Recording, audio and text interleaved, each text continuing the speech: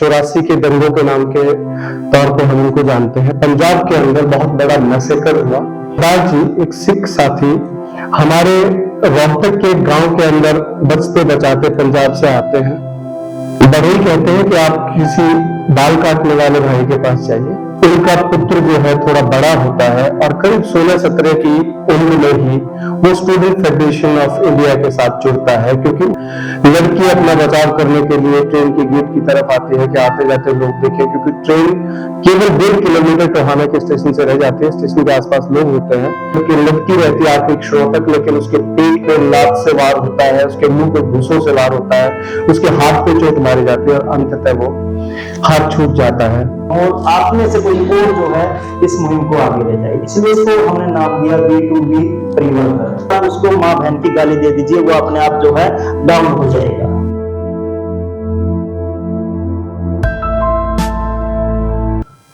एक छोटे से बच्चे की कहानी से मैं अपनी बात शुरू करता हूं। जैसा कि कार्यक्रम की रूपरेखा में बताया गया कि 3 भागों में 3 चरणों में कार्यक्रम पूरा होगा। पहला चरण जो है एक थोड़ी सी लंबी वार्ता का है, जिसमें कार्यक्रम के संयोजक जो है इस कहानी को बताएंगे कि यहाँ तक की यात्रा कैसे पूरी होती है, और जो बताएंगे उनके लिए मैं कहानी सुना रहा हूं। आप सभी को एक इतिहास की विभत्स घटना याद होगी। 84 के दंगों के नाम के तौर पे हम इनको जानते हैं। पंजाब के अंदर बहुत बड़ा मैसेकर हुआ और हम लोग उसको देख पाए, जो लोग हमारी उम्र के हैं उसको देख पाए, समझ पाए।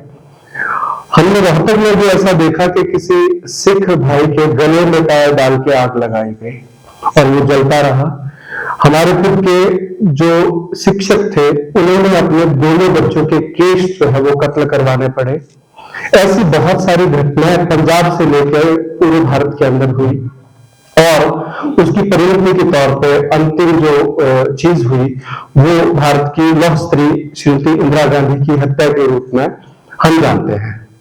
उन दंगों से आज के कार्यक्रम का क्या लेना है? उन दंगों में एक सरदार जी एक सिख साथी हमारे रोहतक के गांव के अंदर बचते बचाते पंजाब से आते हैं और एक बघेल का काम करने वाले व्यक्ति के पास जाते हैं अंधेरे में कि मेरे केश काट दीजिए। बघेल कहते हैं कि आप किसी बाल काटने वाले भाई के पास जाइए। वो कहते हैं कि वहां तक जाऊंगा तब तक मुझे मार दिया जाएगा, तो आपके पास आरी है, खुरपा है, या फिर आप चाकू से जैसे भी है मेरे केश कत्ल कर दीजिए ताकि मैं जिंदा रहूं। वो व्यक्ति जो बघेल का काम करते थे वो अंदर से इतने हिल गए कि क्या ऐसा भी मानव के खून का प्यासा हो सकता है कि एक व्यक्ति जो है इस हालत में, इस मानसिक हालत में पहुंच जाए कि उसके बाल जला दो, काट दो, फाड़ दो, कुछ भी करो, क्योंकि उसके प्राण संकट में है, केवल एक सिंबल की वजह से कि उसके केश जो है वो बड़े हैं और वो सिख धर्म के द्योतक प्रतीत होते हैं। उस व्यक्ति को शरण दी और कहा कि आप मेरे पास रहेंगे और आपने जो पग बांध रखे जिसके कारण आपको एक खतरा है, वो पग मैं भी बांध देता हूं ताकि हम 2 हो जाएं। और वो जो बघेल का काम करते थे वो स्वयं हिंदू धर्म से थे। उन्होंने उसी क्षण सिख धर्म को अपनाया, गुरुद्वारे में जाके बाकायदा उस धर्म को अपनाया और न केवल स्वयं अपने पूरे परिवार को सिख धर्म में कन्वर्ट कर दिया। ये घटना 84 के अंतिम दिनों की है। उसके बाद वो धीरे धीरे जो है सिख धर्म में रम गए और एक गुरुद्वारे के अंदर अपने परिवार समेत शिफ्ट हो जाते हैं पूरी तरह से सिखिज्म को अपनाने के लिए। और वहां उनके जो बच्चे हैं वो पैदा होते हैं। करीब 3-4 साल के बाद उनका सबसे बड़ा पुत्र जो है वो पैदा होता है और उसकी आंखें गुरुद्वारे में ही लगभग खुलती है। वो बहुत छोटा था, जब जानकारी होती है तो वो तब से अपने आप को गुरुद्वारे में पाते हैं, गुरुद्वारे में कार सेवा करते हैं, वहां रहते हैं। वो बड़ा उनके लिए कष्टदायक दौर था। समाज से, गांव से उनको धर्म परिवर्तित या कन्वर्टेड कहा गया, लेकिन उन्होंने उसकी परवाह नहीं की और जैसे जैसे उनका परिवार बढ़ता गया वो गुरुद्वारे में रहते गए। बरसों तक ये सिलसिला चलता है। उनका पुत्र जो है थोड़ा बड़ा होता है और करीब 16-17 की उम्र में ही वो स्टूडेंट फेडरेशन ऑफ इंडिया के साथ जुड़ता है, क्योंकि उसका जीवन संघर्ष में था। वहां से उसकी संघर्ष की यात्रा शुरू होती है। बतौर शिक्षक काम करना, प्राइवेट इंस्टीट्यूशन में काम करना, और उसके बाद अभी एक पूरे भारत की मोटरसाइकिल पे यात्रा करता है। जैसे अभी एक यात्रा किसी राजनीतिक दल की चल रही है, उसी तरह से वो केवल एक पुरानी मोटरसाइकिल लेके पूरे भारत की यात्रा करता है। और फिर 1 सितंबर 2022 को एक और विभत्स घटना उनके परिवार के साथ होती है। उनकी छोटी बहन जो केवल 32 साल की थी, वो गांव खरेटी, जिसकी मैंने अभी चर्चा की, खरेटी आप सभी जानते हैं, मेरे गांव से 6 किलोमीटर है, हिसार रोड से भी जा सकते हैं, जिंद रोड से भी जा सकते हैं। जो 84 वाली घटना थी, खरेटी गांव की थी। और 1 सितंबर 2022 को उनकी छोटी बहन को, आपने नाम भी सुना होगा, शहीद मनदीप कौर का नाम, जिसको टोहाना ट्रेन कांड के नाम से भी जानते हैं, वहां पे वो शाम को अपने एक बच्चे 9 साल के मासूम बच्चे के साथ चलती है। देर हो जाती है, ट्रेन 1.25 घंटा लेट होती है, तो अंधेरे का समय हो जाता है, और वहां पहुंचते पहुंचते ट्रेन की बोगियां खाली होने लगती हैं। वो अपने नन्हे से बच्चे को लेके भयभीत थी, तो एक ट्रेन की बोगी खाली होती है तो वो एक स्टेशन पे अगली ट्रेन की बोगी में चली जाती है। उसके बाद वो भी खाली होती है तो अगली बोगी में चली जाती है, उसके बाद वो भी खाली होती है तो तीसरी बोगी में वो चली जाती है। लेकिन यात्री वहां भी नहीं थे। एक स्टेशन पहले कोई असामाजिक तत्व उस बोगी में चढ़ता है, धीरे धीरे वो उसके नजदीक जाता है, छेड़छाड़ शुरू करता है बच्चे के सामने। वो अपने गंदे इरादे, कुत्सित विचार जो भी करना चाहता था उस दिशा में आगे बढ़ता है। लड़की अपना बचाव करने के लिए ट्रेन के गेट की तरफ आती है कि आते जाते लोग देखें, क्योंकि ट्रेन केवल 1.5 किलोमीटर टोहाना के स्टेशन से रह जाती है। स्टेशन के आसपास लोग होते हैं, बच्चा भी साथ में होता है। जब उसकी बात नहीं बनती तो वो उसको ट्रेन से बाहर धकेलने लटकी रहती है आखिरी क्षणों तक, लेकिन उसके पेट पे लात से वार होता है, उसके मुंह पे घूसों से वार होता है, उसके हाथ पे चोट मारी जाती है, और अंततः वो हाथ छूट जाता है। ट्रेन से गिरती है, खंभों से टकराती है, पत्थरों से टकराती है, और करीब आधा किलोमीटर तक वो इसी तरह से जाती रहती है। पूरी रात ट्रेन के साइड के अंधेरे गड्ढों में, जहां पे पहले से गाय का शव सड़ रहा था, वहां वो पड़ी रहती है। सुबह 4 बजे उसका शव मिलता है, तो उसने अपनी चुन्नी अपने सर पे बांध रखी है। करीब करीब 22 जगह से उसको गंभीर चोटें मिलती हैं, लेकिन वो प्राण त्याग चुकी थी। ये कहानी जिसके साथ ही वो किस कदर अंदर से हिल गया होगा, ये हम और आप अच्छी तरह समझ सकते हैं।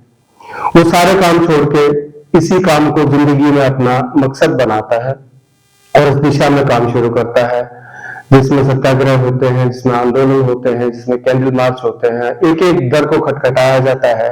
राजनीतिज्ञ, पत्रकार, सामाजिक संगठन, महिला संगठन, राष्ट्रपति भवन, गवर्नर, लेकिन अब तक किसी प्रकार का न्याय उस बच्ची के लिए वो नहीं पाता है। उस शख्स का नाम है, इस कार्यक्रम के संयोजक, सूत्रधार मिस्टर सिंह, मिस्टर भजिंदर। मैं उनको मंच पे आमंत्रित करता हूं तालियों के साथ।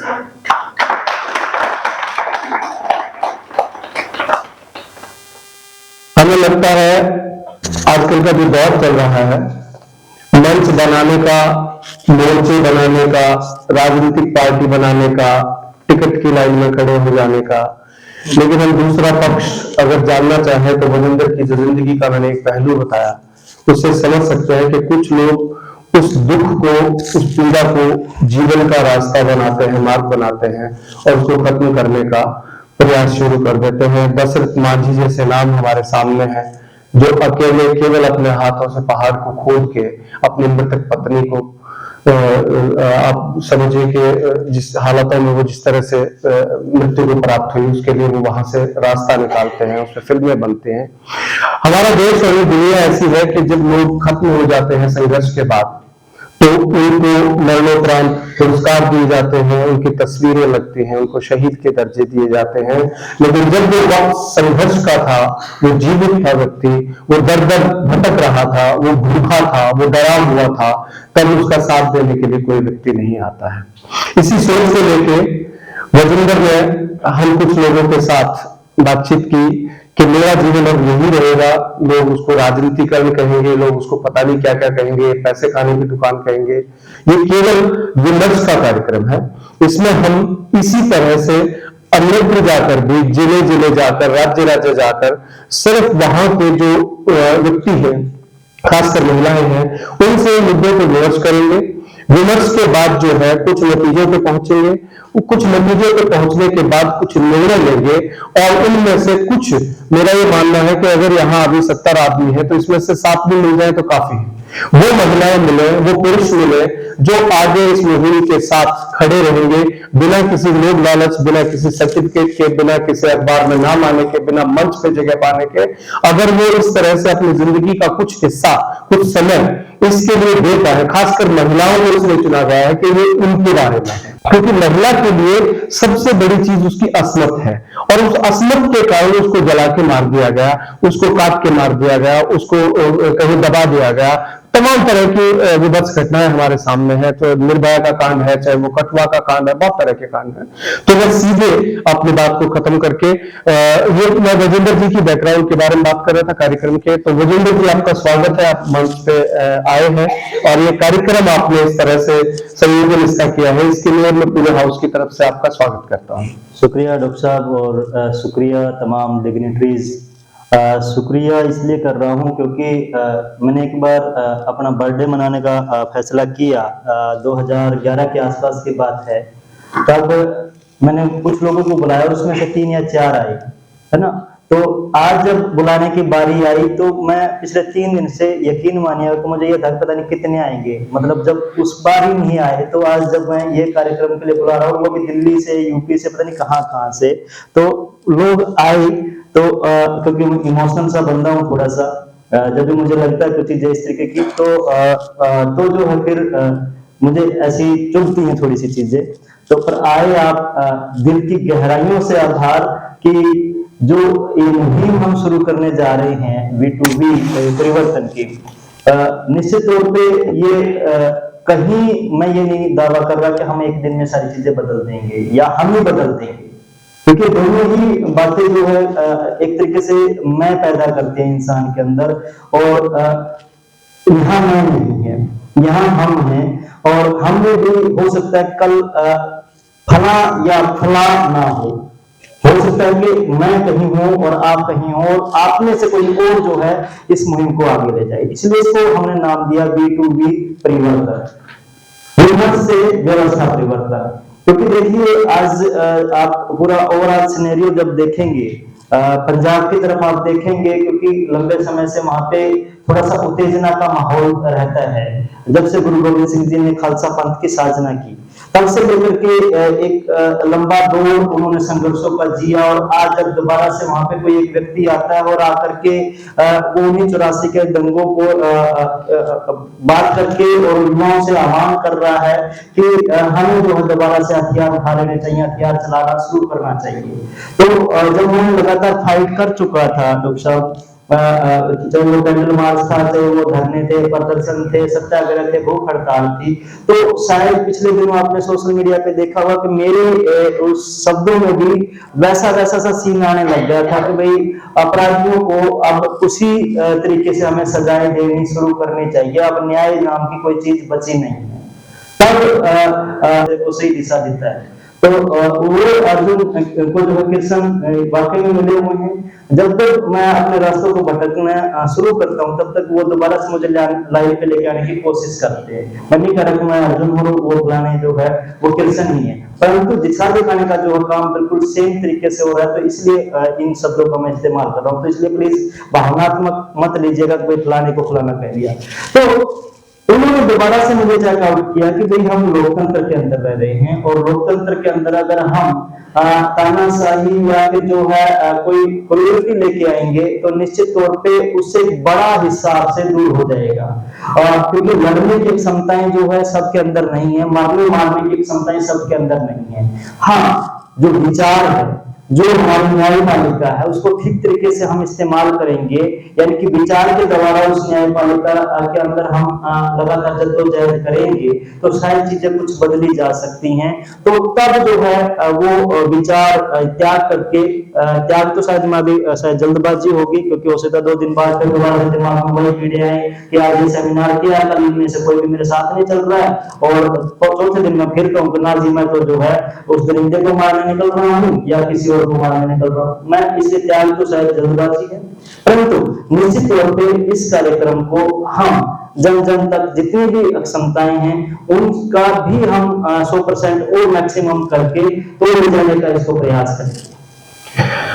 राजेंद्र जी, आपने स्पष्ट किया, इसके लिए धन्यवाद। मैं सीधे बातचीत पे आता हूँ। आपको बतौर पुरुष क्या लगता है कि आप जानते हैं महिलाओं को क्या समस्याएं हैं, कब से हैं, किस तरह से ये षड्यंत्र रचा गया कि आज ऐसी स्थिति हुई कि हमें इसका कानून होने के बावजूद, संगठन होने के बावजूद, एक सबसे बड़े लोकतंत्र में होने के बावजूद समस्याएं कम होने के बजाय और विभत्स रूप लेती जा रही है। क्या समस्याएं हैं?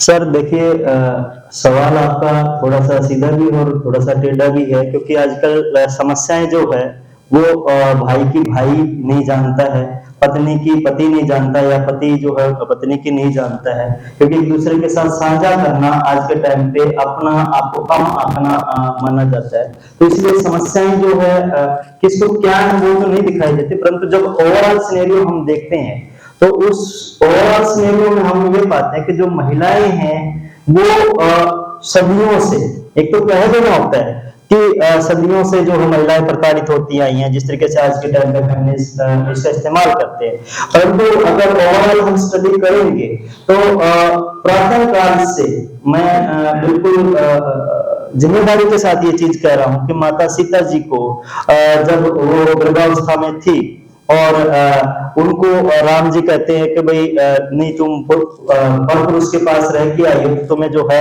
यहाँ से छोड़ के चले जाना चाहिए। तो रह करके तो राम जी भी आए थे तो उन्हें भी चले जाना चाहिए था। इसी तरीके से जब राम को बदला लेने की बात आई राम जी से, क्योंकि सुपर्णखा का अपमान किसी ने किया था तो वो लक्ष्मण और राम ने किया था। सजा देने की जिम्मेवारी जो अगर बात आती तो फिर वो राम और लक्ष्मण जी को देनी चाहिए थी, परंतु उन्होंने उनको ना दे करके सजा देना उन्होंने उचित समझा, सीता को उठा लिया जाए, उनकी स्त्री को उठा लिया जाए। और ये उस दौर में हुआ जिसको हम सबसे बढ़िया काल हम सतयुग जिसमें कहते हैं। उसके बाद के हम देखिएगा, क्योंकि हालांकि हमारे यहाँ पे स्टडीज होती हैं, परंतु वो व्यक्तिगत विचार या फिर व्यक्तिगत उनकी रिसर्च हैं, वो कितना कर पाते हैं उसकी एक सीमाएं हैं।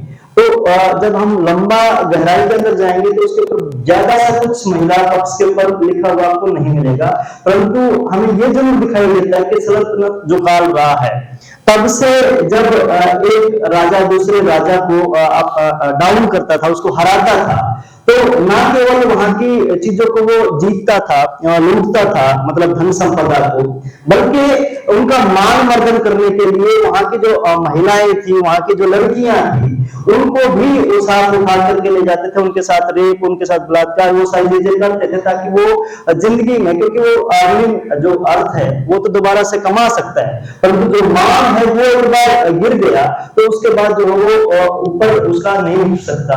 तो हम देख पा रहे हैं कि महिला को एक तरीके से जब से मान से जोड़ा गया है, जब से इज्जत से जोड़ा गया है, तब से लेकर के और आज वर्तमान तक जब कभी भी बात आती है किसी को नीचा दिखाने की, तो बड़ा छोटा सा शब्द है कि आप उसको माँ बहन की गाली दे दीजिए, वो अपने आप जो है डाउन हो जाएगा। आपने स्वतंत्रता संग्राम में भी हम एक आर्टिकल में मैं देख रहा था कि जब ये शिफ्टिंग हो रही थी पाकिस्तान और भारत के लोगों की, तो उस वक्त की पॉपुलेशन का एक बड़ा हिस्सा, 1 लाख औरतों की इज्जत लूटी गई थी इस शिफ्ट के अंदर, और वो केवल इसलिए था कि दूसरे संप्रदाय के, दूसरे धर्म के लोग हैं और इनको हमने नीचा दिखाना है और अपने संप्रदाय अपने धर्म को ऊंचा दिखाना है।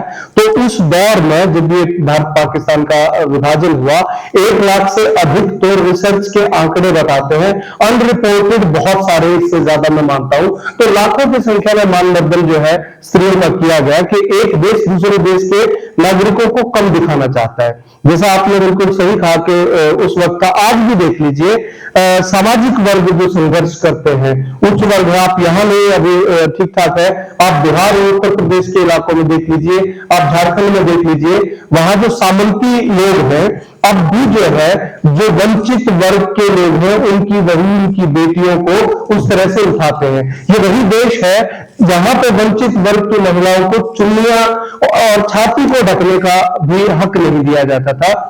ये कभी न कभी, जो ठीक कहा आपने कि इज्जत के साथ जब स्त्री को इज्जत बना दिया गया, स्त्री के कौमार्य को इज्जत बना दिया गया, तो बजाय धन संपदा के इस चीज को लूटना जो है ट्रेंड बन गया। आज भी बिजली निकालने के लिए लोग इस तरह का करते हैं कि उनकी बहन बेटियों को उनका मानवर्धन कर दे तो वो सर उठा के चलने लायक नहीं रहेंगे। बिल्कुल दुरुस्त फरमाया आपने।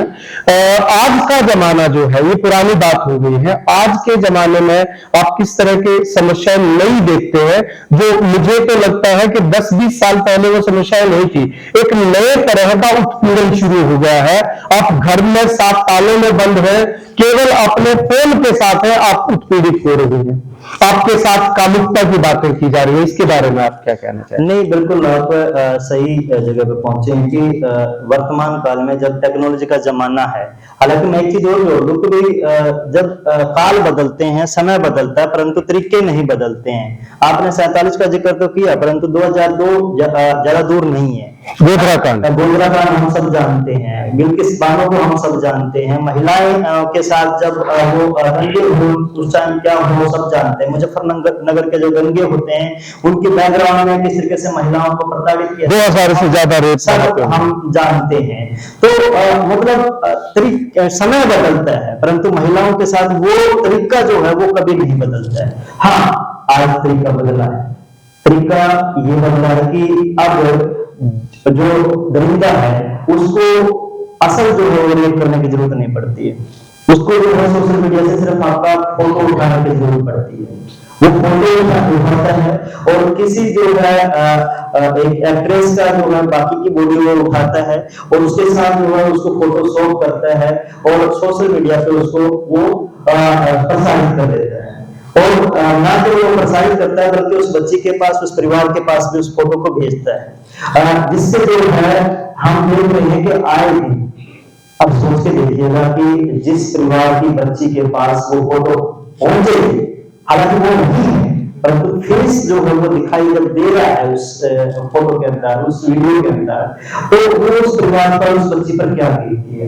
आए दिन जो हम सोसाइटी देखते हैं, आए दिन जो हम देख रहे हैं कि वो प्रताड़नाएं किस तरीके से जब बढ़ती हैं, तो साइकोलॉजिस्ट हमारे बीच बैठे हुए हैं कि इनके पास किस तरीके के केस वो जो है आ रहे हैं। तो यानी कि वो असल कुछ नहीं हुआ, कहने वाला तो कहेगा कि इसके साथ क्या हुआ, ये तो बहुत चल इसके साथ कुछ भी नहीं हुआ है, क्या किसी ने टच किया, किसी ने कुछ किया, परंतु उसके बाद वाकई में रेप हो गया। तो वैसा एक उसके मन मस्तिष्क शरीर पर जो हो गया। रविंद्र जी, अभी जब आप जिस तकनीक की बात कर रहे हो, जिससे उत्पीड़न की बात कर रहे हो, उसके लिए खूब सारे साइबर क्राइम के ऊपर लॉस बने हैं, आईपी एड्रेस ट्रेस हो जाते हैं, पहले से जो टीजिंग के हैं उनके हैं, तमाम तरह के कानून हैं। तो क्या कानून अपना काम नहीं कर रहा है या इसमें कोई विस्तृत जानकारी आप देना चाहेंगे? सर, कानून के पक्ष रखने के लिए भी हमारे बीच कुछ डिग्निटरीज हैं, वो रखेंगे निश्चित तौर पे, परंतु यहाँ पे एक चीज मैं स्पष्ट तौर पे बता दूं कि 1 सितंबर को एक दर्दनाक घटना होती है, ट्रेन से तय करके किसी महिला को मार दिया जाता है।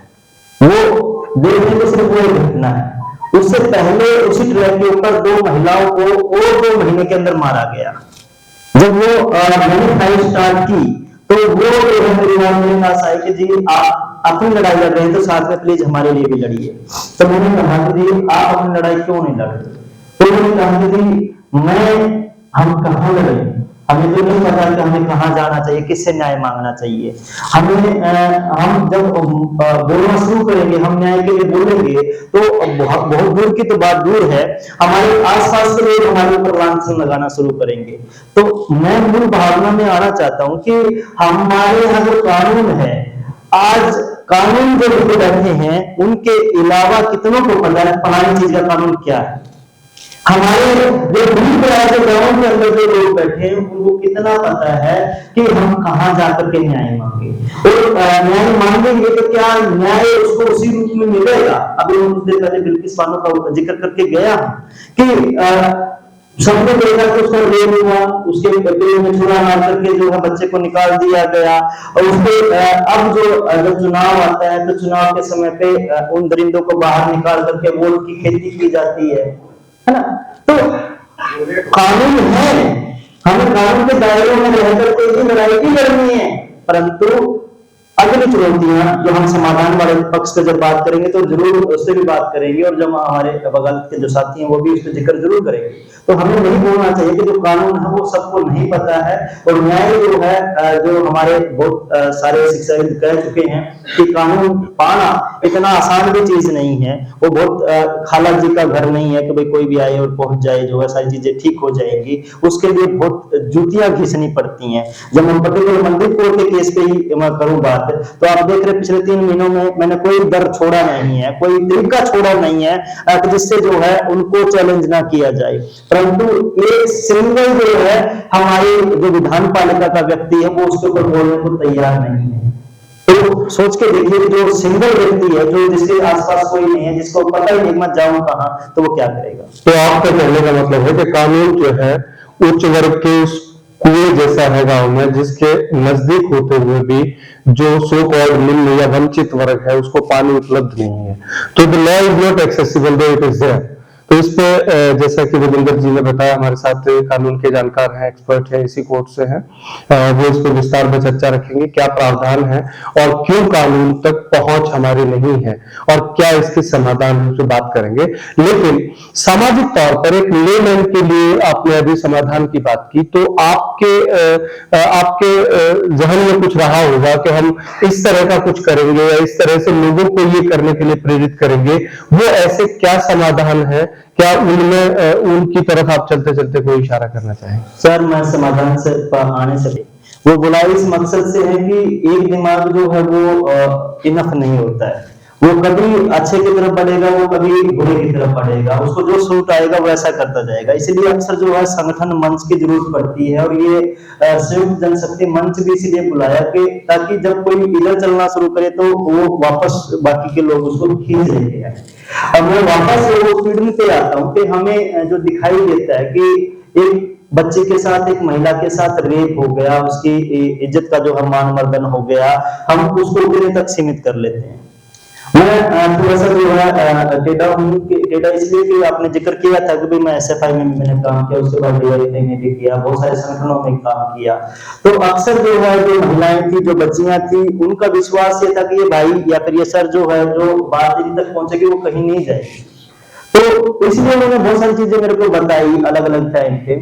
उन्हीं में से कुछ एक का बगैर नाम भी मैं आपको जिक्र करना चाहता हूँ। तो जैसे एक महिला एक ऑफिस में काम कर रही है, हम सबको पता है कि आज के टाइम पे पक्की नौकरी कहीं नहीं है, सब कच्ची नौकरियां हैं। वो बिजली बोर्ड में जो है नौकरी करने के लिए जाती है, कुछ दिन वो पहुंचती है, कुछ दिन के बाद जो है ऑफिस के कर्मचारी उसको जो है टॉन्टिंग करना शुरू करते हैं, अपने मतलब जो है बारे में खींचने का प्रयास करते हैं, उसको प्रयास करते हैं कि ये कहां तक झुक सकती है। उसके बाद जो है धीरे धीरे करके उसको कोशिश करते हैं टच करने की। तब भी जब रिस्पॉन्स नहीं आता है तो फिर जो है होली का दिन होता है, और वो जब निकल रही होती है तो उसको दरिंदे को पता होता है कि कहाँ कैमरे नहीं है उस ऑफिस में, तो वो उसको जो है छाती पे टच करता है। जो इतने दिन से वो सहन करती आ रही थी, तो वो उसका एक दिन बाँह टूट जाता है और वो चीखना चिल्लाना शुरू करती है। और फिर दुर्घटना देखिए कि उसी ऑफिस की जो अन्य महिला कर्मचारी थी या फिर जो अन्य पुरुष कर्मचारी थे, किसी ने भी उसका पक्ष नहीं लिया, और सबने ये भी कहा कि नहीं, तो झूठ बोल रही है, ये तो इतने सालों से यहाँ पे काम कर रहा है, ये ऐसा काम कर ही नहीं सकता। अब सोशल इथियोपिया ये रेप नहीं है, इसको रेप मानेंगे या फिर ऐसे ही कुछ मानेंगे? वो पहले जीत रही न्याय के लिए भटक रही है। अगली चीज, मैं घर में हूं, मेरी बहन के साथ उसकी सहेली आई है, उसकी सहेली हैंडशेक करती है मेरे साथ, हैंडशेक करते हुए ही जो है वो मैं उसको दबाता हूं हाथ को। तो अब गुडल्स बैटल्स नहीं सिखाया, हमने कभी नहीं सिखाया। मैंने निजी स्कूल में पढ़ाते हुए बहुत बार सिखाने की कोशिश की कि भाई हम इससे बात करें, वर्कशॉप भी की, पर नहीं सिखाते, तो वो उतने तरीके से नहीं उस बात कर पाती। तो मैं ये करूँ कि जब मैंने उसको टच किया उस तरीके से, उसने हैंडशेक किया था, ना कि उसने मेरे को ऑफर दिया था कि भाई मेरी बॉडी जो है उसको जैसे मर्जी यूज कर लीजिए, बट मैंने उसको अपने लिए यूज करने का तरीका हथियार बना दिया। क्या ये नहीं है? क्या मेरे को हक है कि उसको इस तरीके से मैं टच कर पाऊं? हम असल जो है हम सिर्फ ये मानते हैं कि भाई किसी ने, मैं हो सकता है कुछ शब्द बहुत खतरनाक या बहुत गलत कह जाऊं, परंतु हमें आदत पड़ गई, हम सबको वो शब्द सुनने की आदत पड़ गई।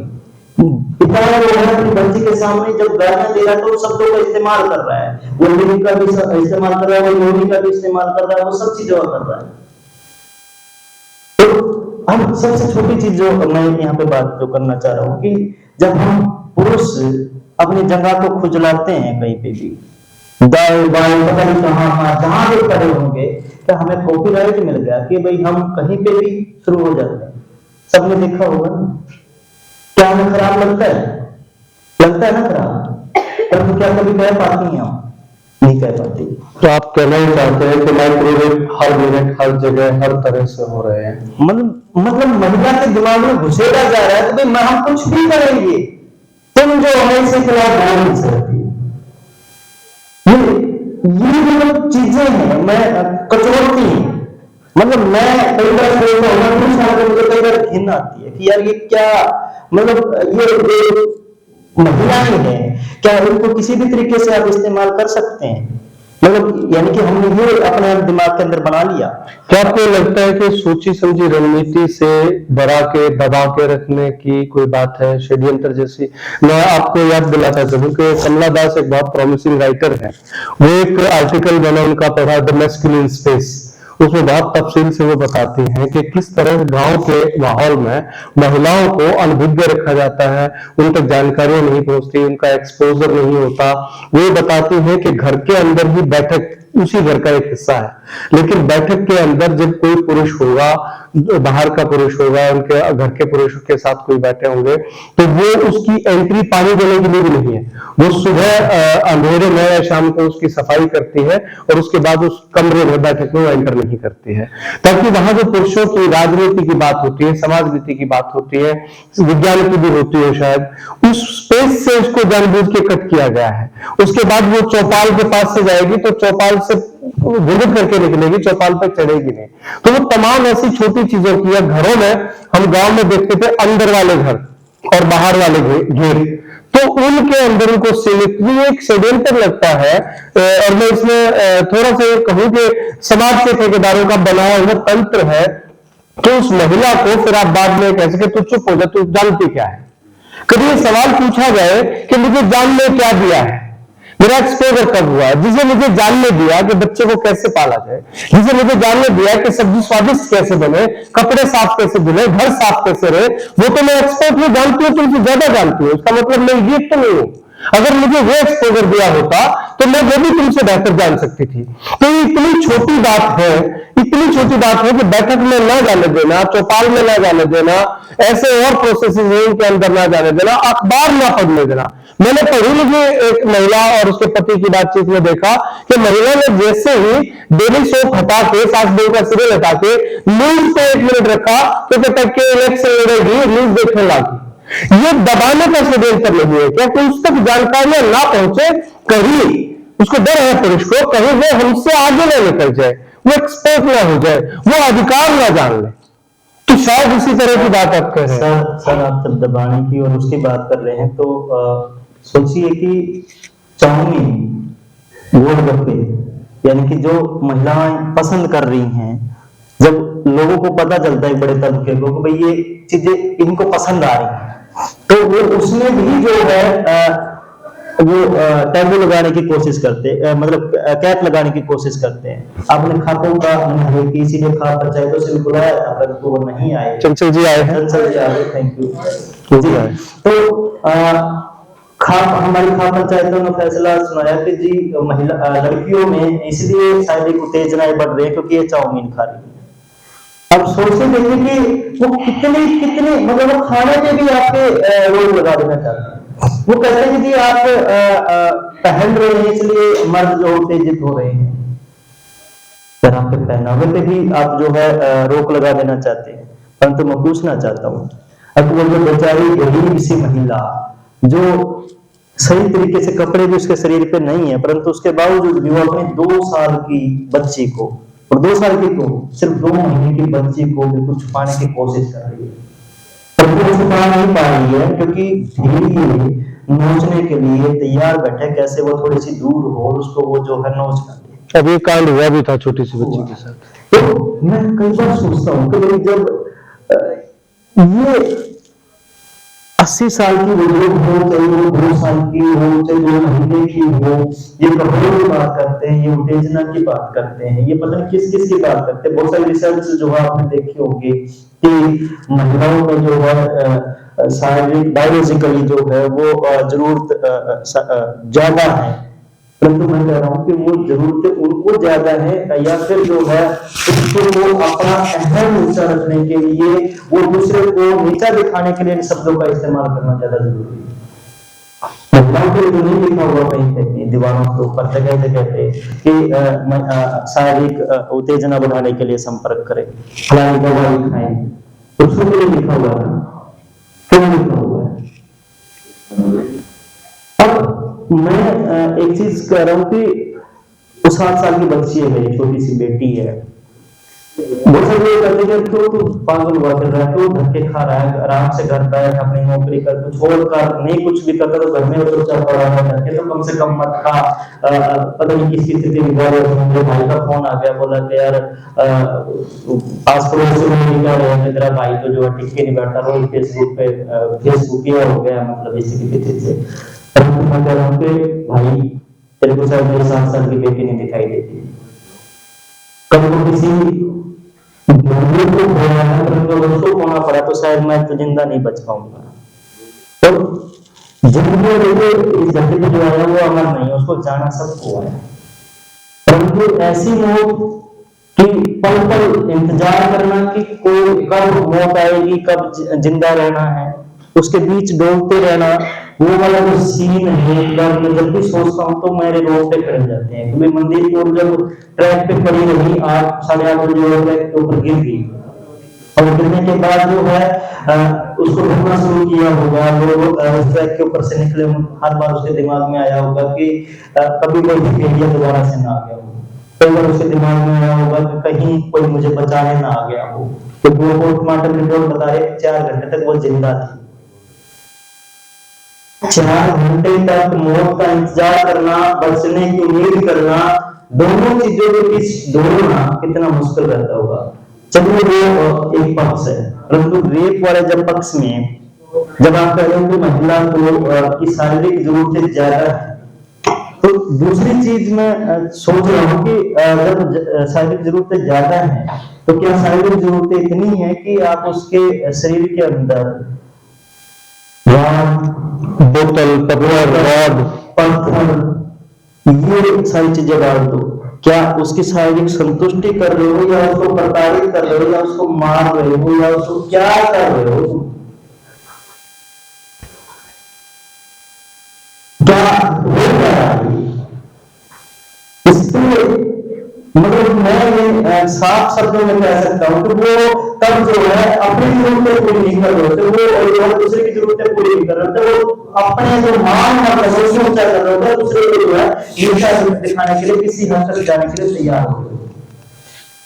वो जो बाद में बैठे हुए हम श्रेष्ठ, वो नहीं कर रहे हैं, वो अपने आप को जो है खतरनाक, और इसी का इसी का नतीजा है कि आए दिन इस तरह की घटनाएं हुई हैं।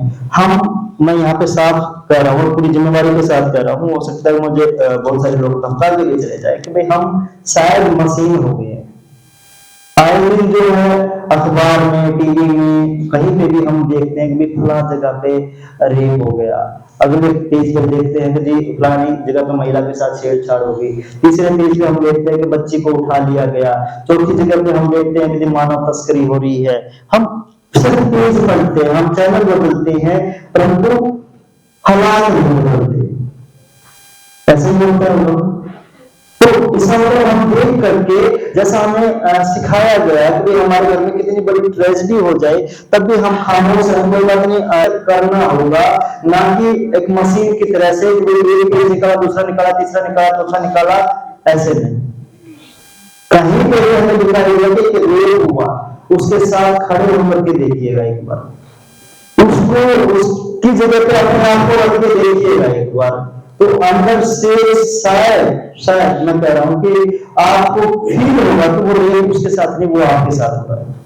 और जब आपको वो फील होगा तो आप फिर शायद मेरे वाले के साथ कह रहा हूं कि तब डिवोर्स की बात नहीं करेंगे आप, तब जो है परिवर्तन और इस तरीके की बात नहीं करेंगे, फिर आप तब शायद हथियार की बात करने लगेंगे।